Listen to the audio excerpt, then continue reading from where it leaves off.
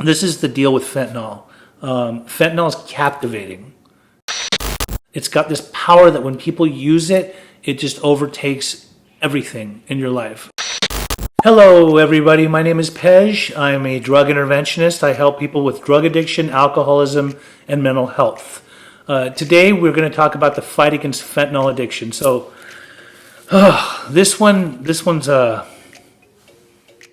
this is so serious to talk about what's going on, especially in the world that I live in, because I am surrounded around people in recovery or people that are falling out of recovery.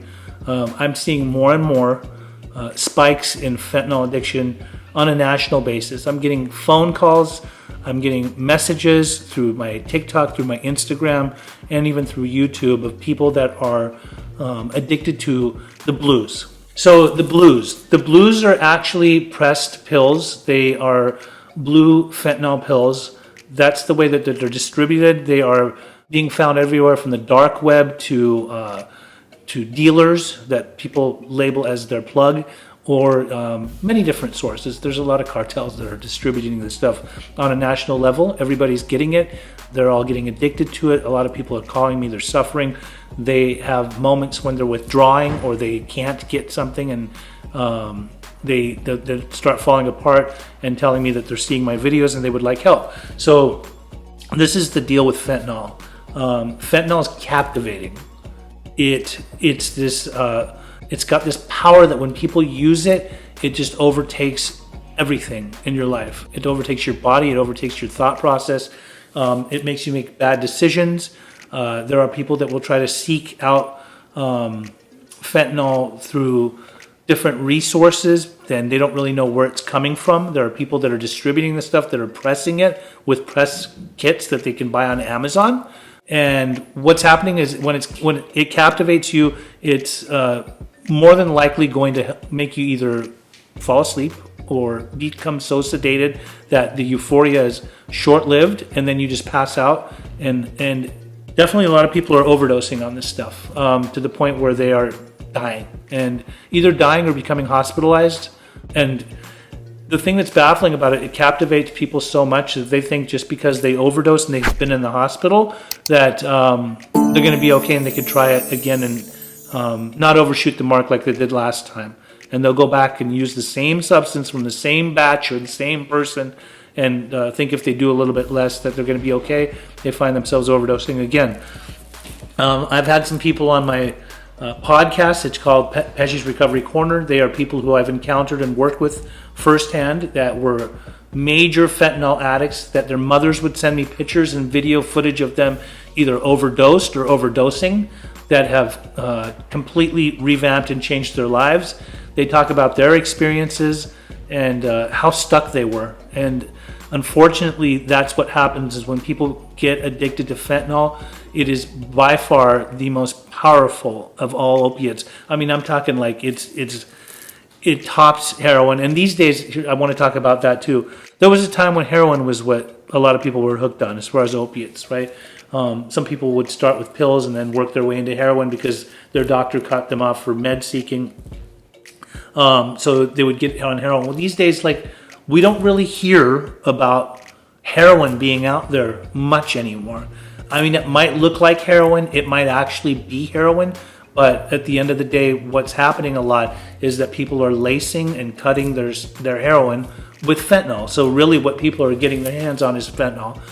There's people that have come into some of the centers that I work with. When we have done a urinalysis on them and tested them, we tell them, you have fentanyl in your system, and they say, I didn't even know I was doing fentanyl. It's not just heroin that's being laced with it. It is methamphetamines, it is cocaine, and this is real. I mean, this is really happening on a national level. And so one asks, like, why would drug dealers or drug sellers put stuff out there that's going to kill their customers? And reality of it is that because of its power and its addictive abilities, people will cut this stuff, not really caring about what the outcome is or if they're going to lose people, because there's going to be plenty of people that are going to buy this stuff. Because once somebody gets a taste of fentanyl, they're going to keep doing it. But it's to make it more powerful and more potent for people to want to keep on getting more of it.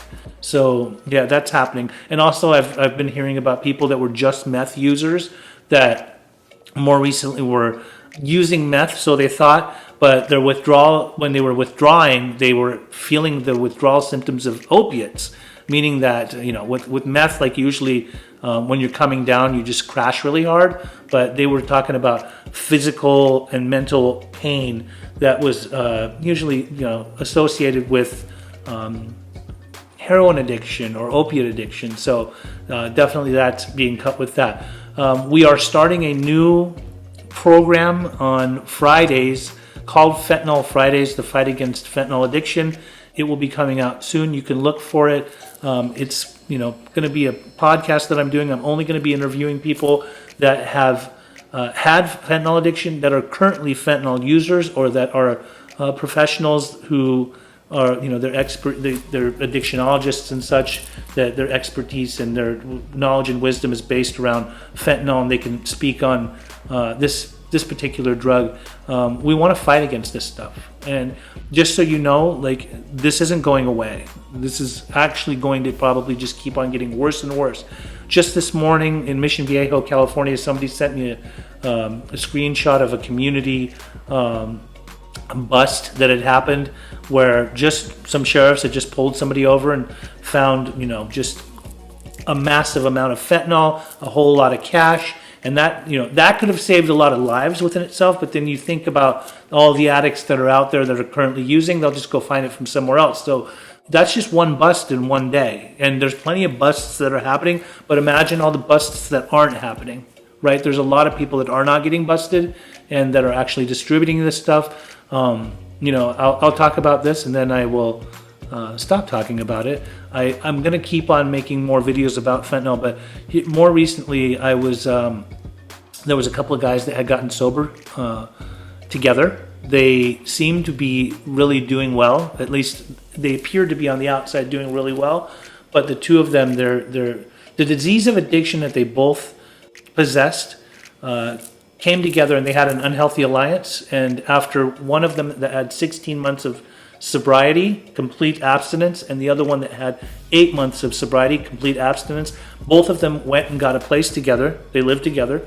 Not even the first day, one of them was already doing fentanyl.